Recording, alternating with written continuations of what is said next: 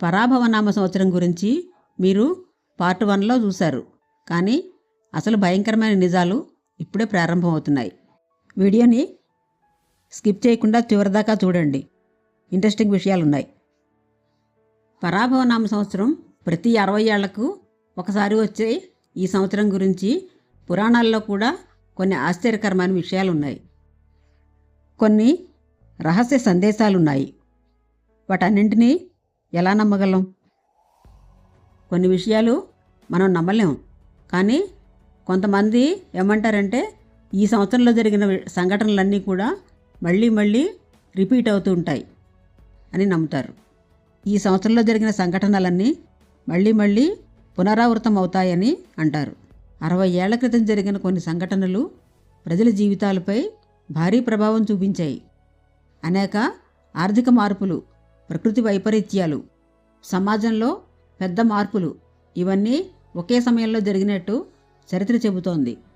ఇంకా ఆశ్చర్యకరమైన విషయం ఏంటంటే కొంతమంది జ్యోతిష్యులు చెప్తున్నట్టు ఇలాంటి మార్పులు మళ్ళీ జరగవచ్చనే భావిస్తున్నారు.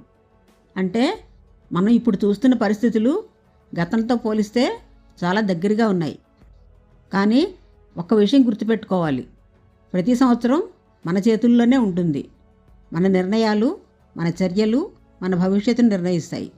అందుకే దైవాన్ని నమ్ముతూ ధైర్యంగా ముందుకు సాగితే ఏ పరిస్థితినైనా అధిగమించగలుగుతాం. ఎంత మనం కొత్త పరిస్థితులు, కొత్త ఆలోచనలు ఉన్నా కూడా వాటన్నింటినీ పూర్తిగా కొట్టిపడేయలేం. ఇంకా పెద్ద విషయం ఏంటంటే ఇది కేవలం యాదృచ్ఛికం కాదు, అలా అనిపించే సంఘటనలు కూడా ఉన్నాయి. ఇదే విషయాన్ని చాలామంది గమనించలేదు. కానీ గమనించిన వాళ్ళు ఒక్కసారిగా ఆశ్చర్యపోయారు. మళ్ళీ అవే సంఘటనలు కనిపిస్తే ఇది నిజంగా యాదృచ్ఛికమా లేక ఇంకేదైనా శక్తి పనిచేస్తోందా అనే అనుమానం ప్రతి ఒక్కరికి వస్తుంది. మన జీవితంలో జరిగే చిన్న మార్పులు కూడా పెద్ద పరిణామాలకే దారితీస్తాయి. అందుకే ఈ విషయాన్ని చాలా జాగ్రత్తగా గమనించడం కూడా చాలా ముఖ్యం. పరాభవనామ సంవత్సరం చైత్ర శుక్ల పంచమి నాడు శ్రీరాముడికి ఉపనయనం జరిగిందిట. 1846లో ఆశ్వీజ బహుళ అమావాస్య నాడు కార్యమపూడి రాజమన్నారు శతావధాని సంస్కృతాంధ్ర పండితుడు ఆయన జన్మించారు. జ్యోతిష శాస్త్రం ప్రకారం పరాభవం అంటే గర్వం, అహంకారం, స్వార్థం అని అర్థం. పండితులు చెప్పిన వివరాల ప్రకారం పరాభవం అంటే ఏమిటి, కొత్త సంవత్సరం విశేషాలు, రహస్యాలు ఏమిటి, పండితులు ఏం చెప్తున్నారు, అవన్నీ ఇప్పుడు తెలుసుకుందాం. ఒక్క మాటలో చెప్పాలంటే వ్యతిరేక లక్షణాలను జయించి విజయం వైపు నడిపించేదే ఈ సంవత్సరం. అందుకే ప్రతి మనిషి తన గత అనుభవాలు, తప్పులు, విజయాల గురించి ఆలోచించి వాటి నుంచి పాఠాలు నేర్చుకునే సమయంగా భావించాలి. ఇది వ్యక్తిత్వ వికాసానికి దారితీసే ఒక ఆత్మపరిశీలన దశ. ప్రతి వ్యక్తికి కొంతమంది శత్రువులు ఉంటారు.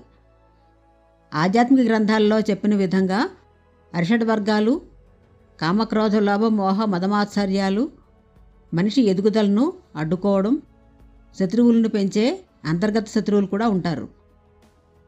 ఈ జ్యోతిష శాస్త్రాల్లోనూ చెప్పినవన్నీ కూడా మనం ధర్మబద్ధంగా జీవితం గడిపేందుకు ఒక సూచన మాత్రమే. తెలుగు కాలచక్రంలో 60 సంవత్సరాలను పండితులు 3 భాగాలుగా విభజించారు. బ్రహ్మ, విష్ణు, శివ విభాగాలుగా చెప్పబడ్డాయి. ఈ విభాగాలలో పరాభవ సంవత్సరం విష్ణువుకు కేటాయించిన 2వ విభాగంలో చివరి సంవత్సరం అని పండితులు చెప్తున్నారు. అంటే దీని తర్వాత 3వ విభాగం లయకర్త అయిన శివుడిది. అందుకు భయపడుతున్నారన్నమాట అందరూ. అయితే ఈ ఏడాది ఏం జరగబోతోంది మరి? వాళ్ళంతా ఊహించినట్టు అలాంటి పరిస్థితులే మళ్ళీ వస్తాయా?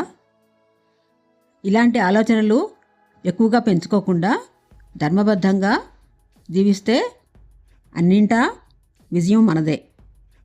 పరాభవ నామ సంవత్సరం మొదటి వీడియోని ఇంతవరకు చూడని వాళ్ళు ఇప్పుడు చూడండి. డిస్క్రిప్షన్లో ప్లేలిస్ట్ పెడుతున్నాను. ప్లేలిస్ట్లో అన్ని వీడియోలు ఉన్నాయి, తప్పకుండా చూడండి.